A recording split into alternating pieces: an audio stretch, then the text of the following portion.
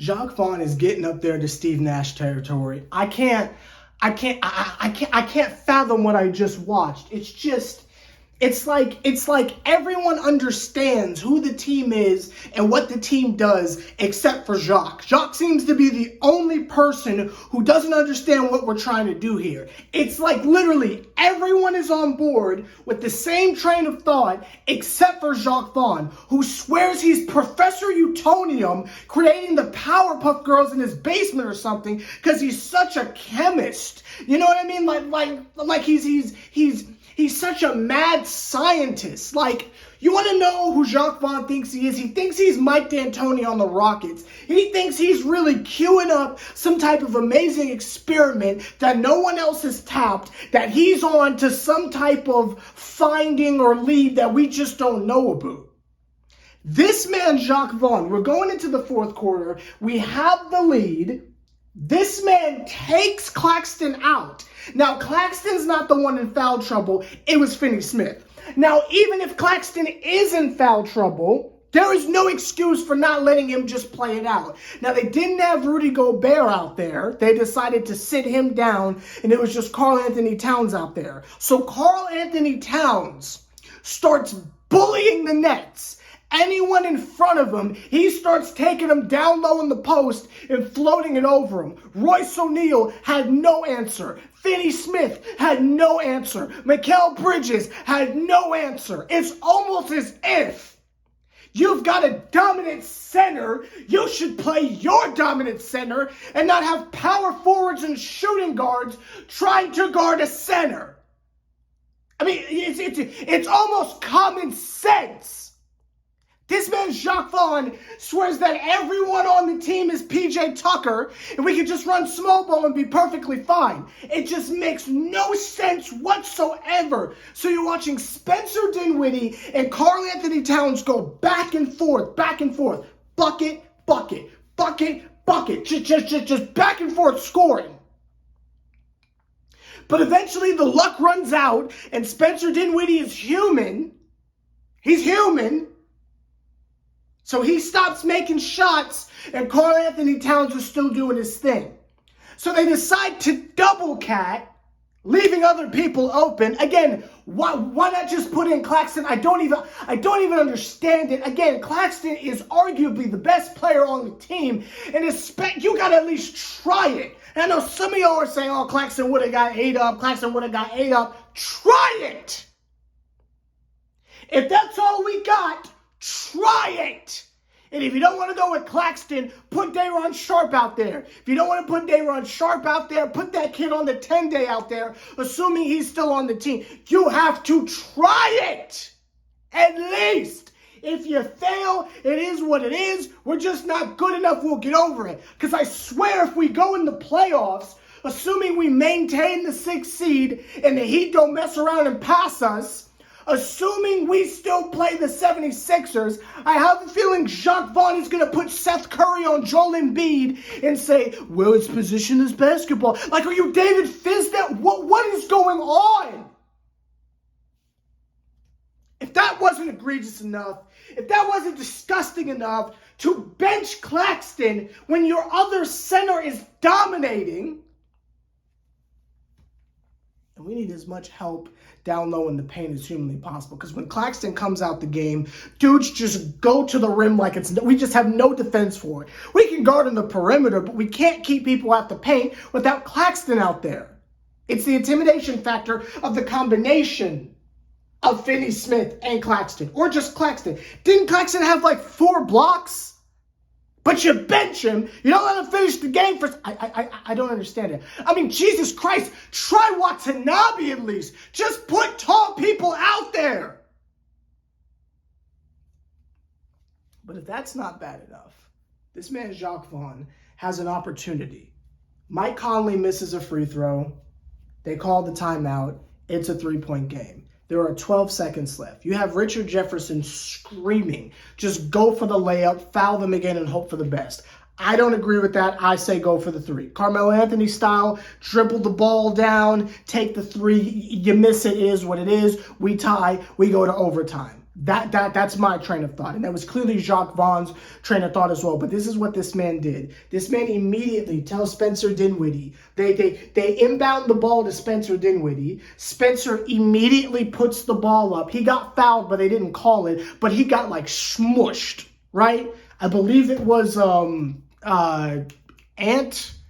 I don't know his actual name. I just know his Anthony Edwards, I think. Just blocks the jive out that man, right? He fouled him a little bit, but they didn't call it because it's Spencer Dinwiddie, but that's not here or there. So blocks him, right? There's like maybe 8 seconds left, right? So you would think, okay, you tried to ride the hot hand with Spencer Dinwiddie, and that didn't work out because everyone on the planet knows Spencer's going to take the shot, right? You've got Mikal Bridges out there who is starting to catch fire again, right? You've got Cam Johnson who is out there. He's hitting a shot for a change, right? You literally have nothing but three-point shooters on the court because you want to bench Claxton for whatever reason, so you have no excuse.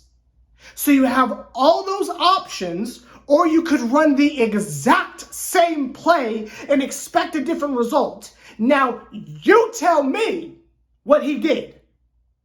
That man, Jacque Vaughn, told them apparently, it doesn't matter what happens, I want you to run the same thing again. They inbound the ball to Spencer Dinwiddie. Spencer gets trapped in the corner off single coverage, tries to angle himself under Ant, and then hoists up a push shot from the three-point arc.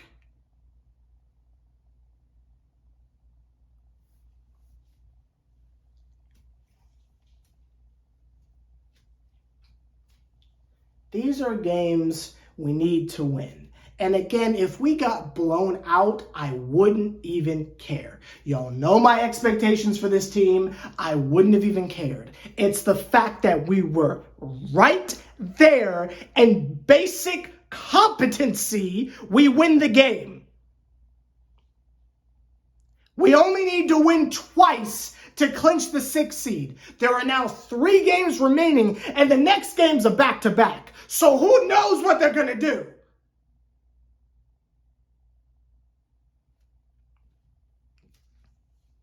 Let me tell you something. Y'all don't want to listen to me. Y'all don't understand. Y'all don't take things seriously. And I hope it doesn't come back to haunt us.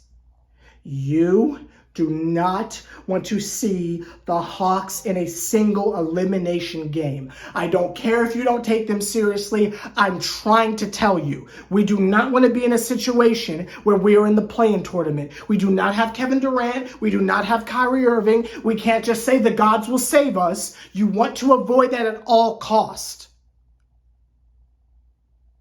Toronto starting to rise up in the ranks a little bit.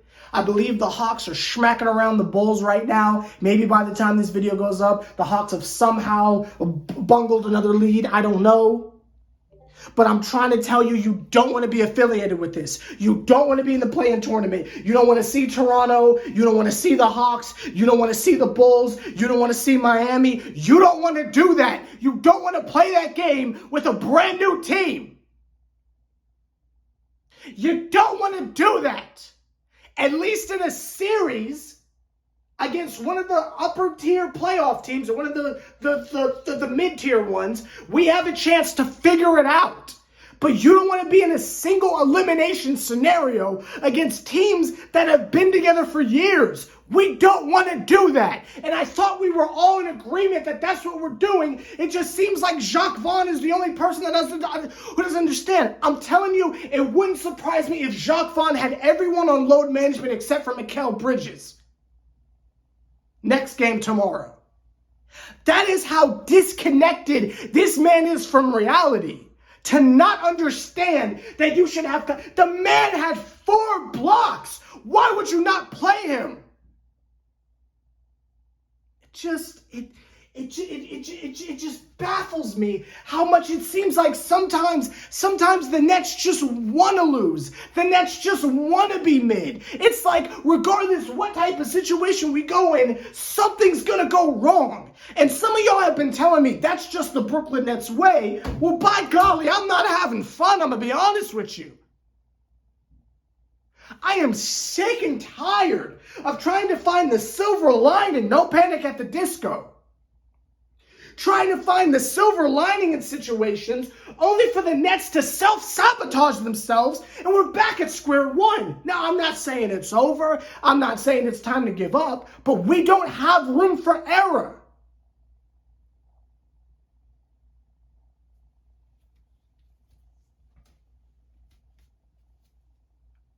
We cannot lose tomorrow. We cannot lose tomorrow. It's bad enough. We're going to have to play the Magic again. And we saw what happened last time. I pray that's not just a matchup nightmare and we just don't do well against them, because we need to win 2 games. But at some point, when our fate is not just in our hands, when we're having to rely on other people losing games, guess what? Other people aren't trying to lose either.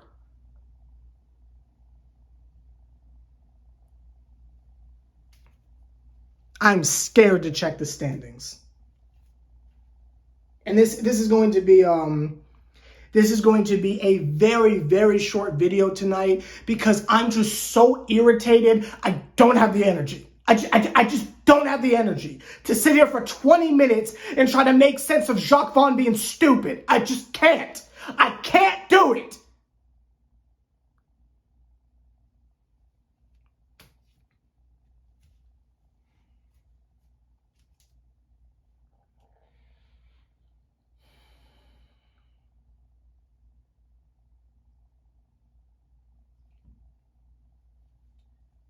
So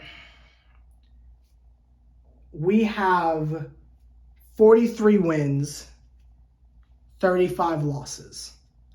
The Heat have 42 wins and 37 losses. It's a very, very tight window right now. The slightest margin of error, and we're in the play-in. Keep in mind the Raptors are making their way up. The Hawks are about to beat the Bulls. Let's just check the score real quick. Hey, Siri. Are the Hawks winning? The Hawks are beating the Bulls 108-97 with 5 minutes to go in the fourth quarter. Okay. So that'll keep the Bulls away from us. Unfortunately, that keeps the Hawks closer to us, but I just there's just so much going on right now, y'all. There's just so much going on, and we don't have time for the shenanigans. I'm gonna end the video here. We just don't have time for this. And I need Jacque Vaughn to get it together right now. I need him to really sit down, because it seems like the only thing that he's sticking to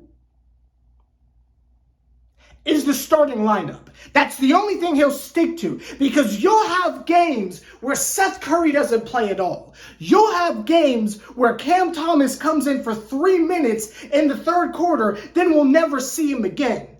Watanabe doesn't get to play when we clearly need size. Like, I don't know what he's doing. And he tries to pass it off as, oh, well, you just need to be ready unless your number is called. Jacque, we don't have time for that. This is not December. This is April, my G. We don't have time for the cute games.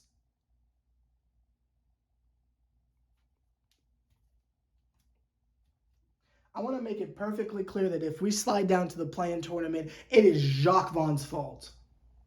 1,000%. And any success that we have in the postseason is 100% on the organization and the players. Jacque Vaughn has nothing to do with it. It is incredible how much it's starting to look like Jacque Vaughn and Steve Nash are alike. And again, I hate to be the guy that's always like, oh, fire the coach. I hate always having to be that guy. But hire a good coach and we don't have these problems.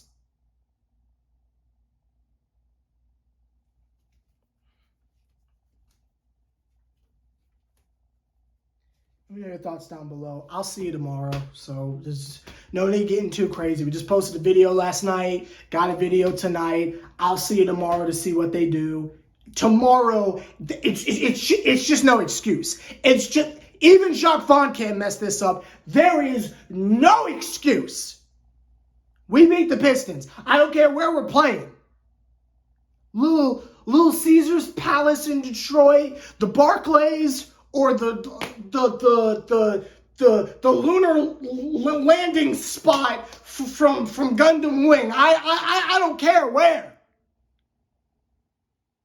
That is no excuse we win that game. Then we just gotta win one more, and we clinch the 6th seed. Hopefully Miami stumbles at some point, and we don't have to worry about them. Let me know your thoughts down below. Jacque, get it together! Stop playing!